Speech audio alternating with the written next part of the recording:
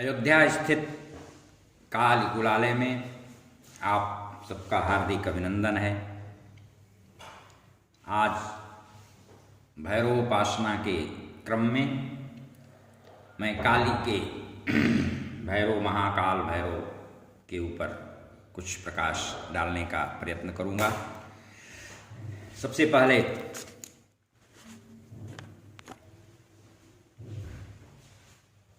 उनका ध्यान कर लें। कोटिकालानलाभासं चतुर्भुजं त्रिलोचनं श्मशानाष्टकमध्यस्थं मुण्डाष्टकविभूषितं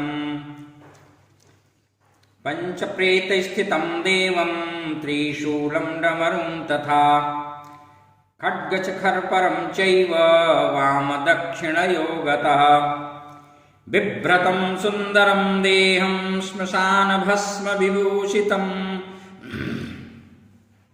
नानाशवैक्रीडमानं कालिकाहृदयस्थितं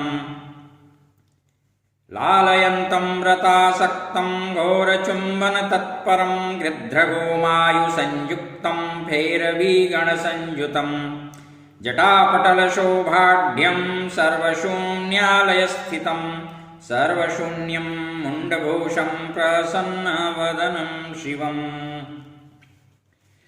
यह महाकाल भैरव का ध्यान है। आद्या महाविद्या काली हैं और उनके भैरव का नाम है महाकाल। स्कंद पुराण के काशी खंड के 31वें अध्याय का अध्ययन करें। काल भैरव के चरित्र से ओतप्रोत आपको विविध सामग्री प्राप्त होगी। एक बार ब्रह्मा से ऋषियों ने सादर प्रणति निवेदित करते हुए पूछा कि आप सब में श्रेष्ठ कौन है। ब्रह्मा ने अहम भाव से कहा, अनादि होने के कारण मैं सर्वश्रेष्ठ हूं। यह सुनकर ऋतु कुपित होकर बोले, तुम अहंकारवश ऐसी बात कह रहे हो। नारायण का अंश यज्ञ स्वरूप मैं हूं। मेरी प्रेरणा से तुम सृष्टि करता हो। यह विवाद श्रुतियों तक जा पहुंचा। वेदों ने कहा, समस्त लोकों के प्रकाशक एकमात्र शंकर ही कैवल्य रूप हैं। माया से मोहित होकर ब्रह्मा एवं ऋतु ने कहा कि दिगंबर श्मशानवासी सर्पों के आभूषण धारण करने वाले परब्रह्म कैसे हो सकते हैं। उसी समय सनातन प्रणव ने प्रकट होकर कहा, भगवान शंकर स्वयं ज्योति सनातन हैं, पराशक्ति शिवा उनकी शक्ति हैं, अतएव शंकर से बड़ा कोई नहीं है। जब प्रणव द्वारा निर्णय दिए जाने पर दोनों का अज्ञान नाश नहीं हुआ, उसी समय दोनों के मध्य एक ज्योति प्रकट हुई और शनै शनै धीरे धीरे वह ज्योति पुरुषाकृत में परिणत होती चली गई। उसको देख करके ब्रह्मा का 5वां मस्तक कहने लगा कि हम दोनों के बीच यह कौन आ गया। देखते ही देखते कियत कालावधि में वह पुरुष नील लोहित वर्ण त्रिशूल पाण त्रिनेत्र नागों के आभूषणों से सुसज्जित युक्त बाल रूप परिवर्तित होकर के रुदन करने लगा। बाल रूप में वह बदल गया और रोने लगा। ब्रह्मा ने समझा कि यह बालक मेरे पंचम मस्तक से प्रादुर्भूत होकर के रुदन कर रहा है, इसलिए इसका नाम रुद्र रहेगा। ब्रह्मा की गर्भोक्ति को सुनकर वह बालक भैरवाकृत पुरुष के रूप में परिणत हो गया। वह कालस्वरूप श्याम वर्ण का हो गया।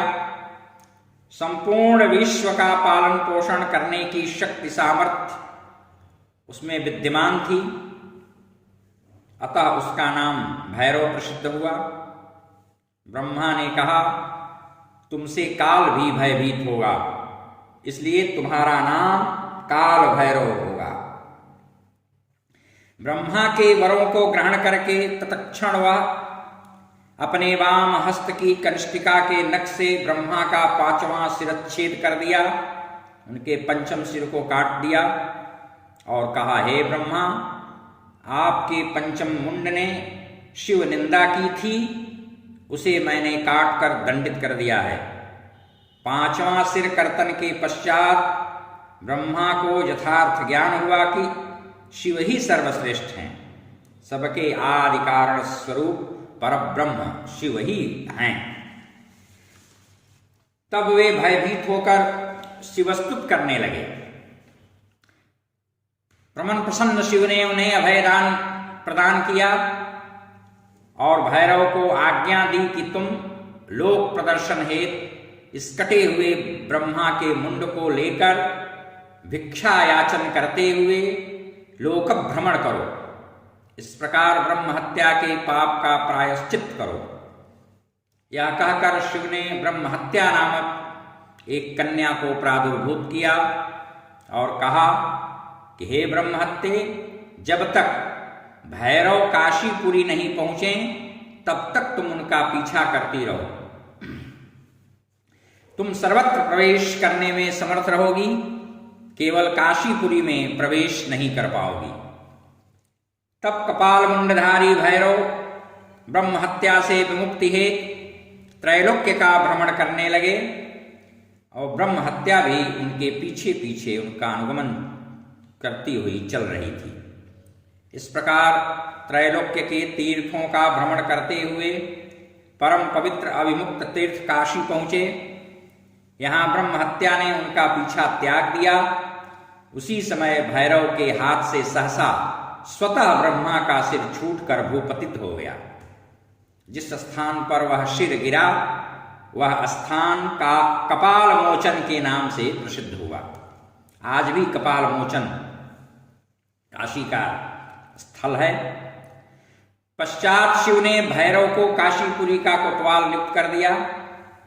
भगवान काल भैरव का आविर्भाव मार्गशीर्ष अगहन कृष्ण पक्ष की अष्टमी को संध्या के समय में हुआ था। तंत्र की तकनीकी भाषा में इसे घोर रात्रि कहते हैं। इस रात्रि को भैरवोपासना विशेष प्रभावकारी होती है।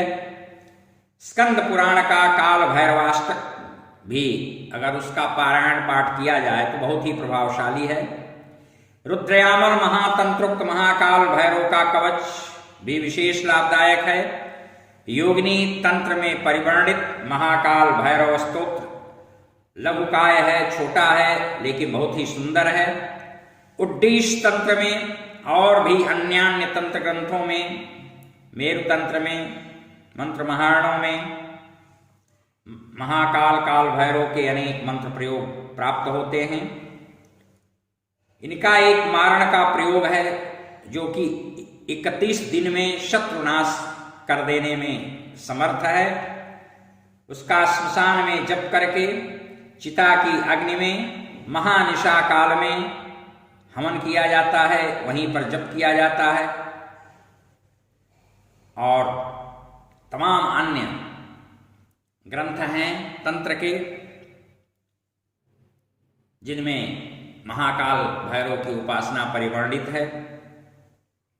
भैरव सर्वस्वादि ग्रंथों में भी इनके कई सुंदर प्रयोग और प्रामाणिक प्रयोग, शास्त्रीय प्रयोग आपको प्राप्त होंगे और उनको करके आप अपनी चित्त अभिलषित कामना की पूर्ति कर सकते हैं। यह है कि यह उपासना इत्यादि हमेशा अपने आत्म लाभ के लिए, आत्म काम के लिए करना चाहिए। दुराग्रह से ग्रसित होकर के, प्रतिशोध की भावना से ग्रसित होकर के किसी अन्य का, दूसरे का नुकसान करने के लिए कभी भी अविचार प्रयोगों को नहीं करना चाहिए। इससे जितना हो सके उतना साधक को बचना चाहिए। हरि ओम तत्सत, हरि ओम तत्सत, हरि ओम।